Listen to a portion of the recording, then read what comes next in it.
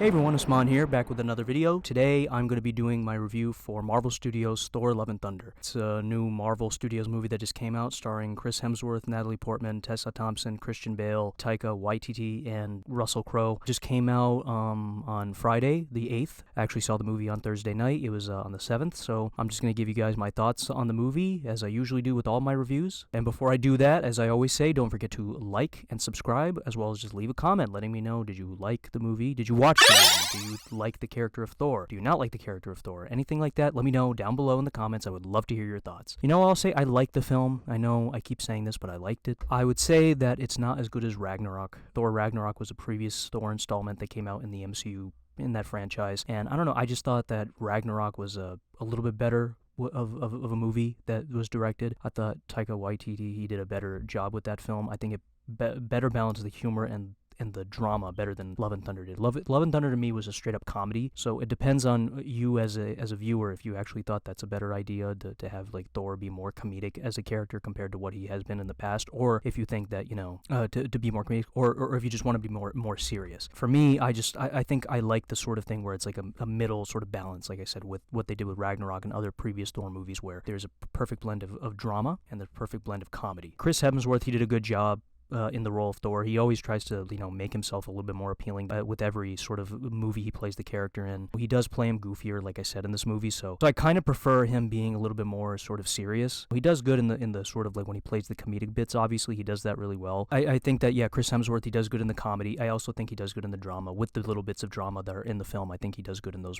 parts of the film. Even though I wish it was a little bit more like serious, a little bit more, like a tad bit, like a little bit more dramatic. But otherwise, I think he did pretty good in it. I think the CG is pretty good. I mean, there are moments, I think, in the film where like CGI is a little bit questionable or weird or something like that with some of the sequences, but for the most part, I think they nail it pretty well with that. Christian Bale's in this movie. He plays a character of Gore. He's a very like new character. He hasn't been around for like super amount of time. I think since 2014 he was introduced. But you know, Christian Bale, I thought he was great in the role. He's one of the better like Thor movie villains. He's also a great actor, so you know he's going to deliver regardless of what sort of role he's in, even if the movie's bad or mediocre or just like whatever. But he delivers in those roles. In that role. So, you know, that's what makes it so special. Mainly my thing with him was that he was also, it was just, he had a very small amount of time, so I wish they could have given him like more like depth and stuff. I know they were focusing more on like Jane Foster and Thor's relationship and everything like that, and like the whole subplot type of stuff and everything. But I would have preferred if they actually went deep into him, a little bit more deep into his story. But it's not a bad deal, and I thought he did a pretty good job. I mean, and then even sometimes his character would be like very like even goofy as well. He's like, you know, even trying to be like a Joker type of deal. But even then, it's like the Joker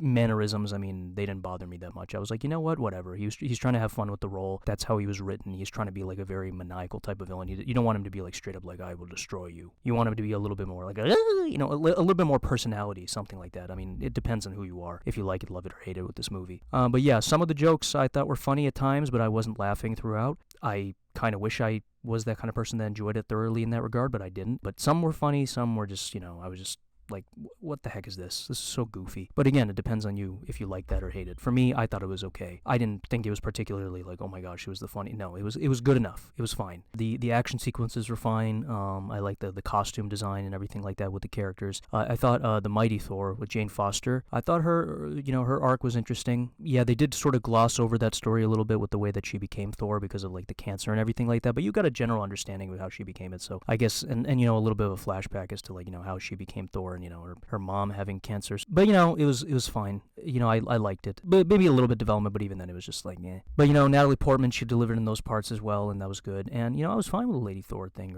or the Mighty Thor sort of aspect of it. Some lines were a little cheesy, some weird with her, and then probably other characters and some of the sort of dialogue, but whatever. I'm usually not that kind of guy who's like, oh, the dialogue's cheesy, or this thing is bad, or that thing's bad. I'm usually not that kind of person that sort of like, you know, that perturbed by something like that, but it was just something that sort of stuck out a little bit. The score, I don't know if I went back and listened. You know what? I like the score for Ragnarok more, like the sort of the music for that, like, you know, that kind of thing. I like that more. The one for Love and Thunder, I didn't go back and listen to. I was like, oh my gosh, I loved it. So it was kind of like whatever to me. The Guardians of the Galaxy, they were in the film, but yeah, they were only in there for maybe about a few minutes or maybe 10 minutes or so. So they had very little screen time, but that was, yeah, mainly setting up the next movie. So either you'll love that whole thing or you won't. You'll probably be like, that was just a waste of time. Why did they just have them come on there? So maybe they have more deleted scenes or more scenes of them, but they deleted them from the original cut. So they're going to put them on the DVD or on Disney Plus where it's going to reside. So we don't really know exactly what it's going to do. But yeah, they're kind of like just there. And I was kind of like, but whatever. We'll see what happens, what they do with the next film when they bring him in the next Guardians movie and everything. So that was fine. But the thing is, that's cool, I guess, in a way, whether people hate it or don't like it or like it, is that they keep on evolving Thor.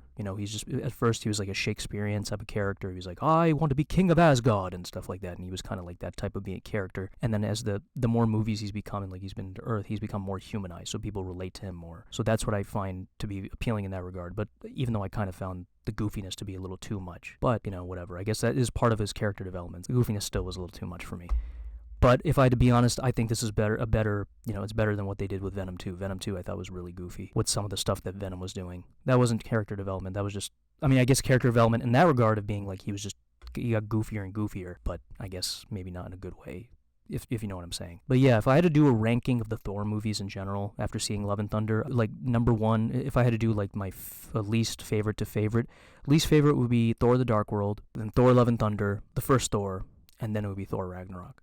So that's what my ranking would be in terms of like how my least favorite to favorite. Thor's always been an interesting character. I always liked, the way that Chris Hemsworth played him in the movies. I still am sort of excited to see what they do with him later on in the future. Not like, oh my gosh, I need to see this immediately. But, how they'll develop him more. Maybe they'll tone down a little bit of the humor for him. Maybe they won't. Who knows? I'm very curious to see what they do with that, but you never know. I don't know if I'm going to just do the ratings anymore. I think I'm probably just going to say what I liked, if I like this movie more or less. And then maybe you guys can sort of interpret my sort of rating based off what I've said. Oh yeah, and the whole thing with the children and stuff like that, where they get Thor's powers, that was kind of weird. But, it was cool, I guess, giving them the powers, but then I guess like a lot of people said it, and I've seen this already on the internet and everything. It's like, okay, how did they get Thor's powers randomly? That's never happened before, so how did they just randomly get offered the powers of Thor? Is that like a new power of his? Like, that was an interesting thing. I was like, yeah, how did they get offered that? And Gore, in some aspects, they kind of made Christian Bale look scary a little bit. Not was like, oh, it's so frightening. No, but like they actually kind of gave him a little bit of a scary type of look, which I kind of thought was cool. Maybe Nosferatu, I guess, whatever. It was fine. What I would say for this year, based off what I've seen, I would say Doctor Strange and the Multiverse of Madness, I think, is a better movie than this. I think Thor Love and Thunder, this movie is better than Morbius, because Morbius I thought was whatever, cliche type of film. Better, obviously, than Venom 2.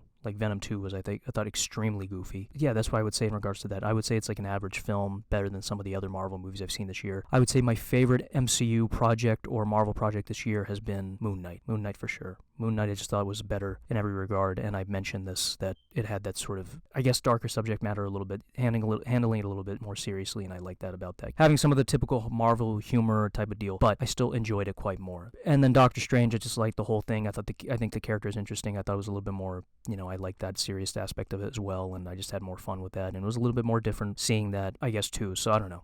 And the multiverse thing is cool too. Thor Love and Thunder would probably, but like in terms of movies, second favorite Marvel movie. First would be Doctor Strange, then Thor Love and Thunder, and then Morbius. And then Black Panther's coming out this year, so we'll see what my rating will be for that. Also, we'll see what they do with somebody like Jane, even though she died, but she went to Valhalla, yeah, better than some of the other stuff I've seen this year, but not like by a lot. That's my review for Marvel Studios Thor Love and Thunder. I would still recommend going out and seeing it, just to, have a good time, if you, just to enjoy yourself, form your own opinion, that type of deal. And, that type of thing. I don't think it's like a train wreck like a lot of people say. Again, form your own opinion, and this is mine.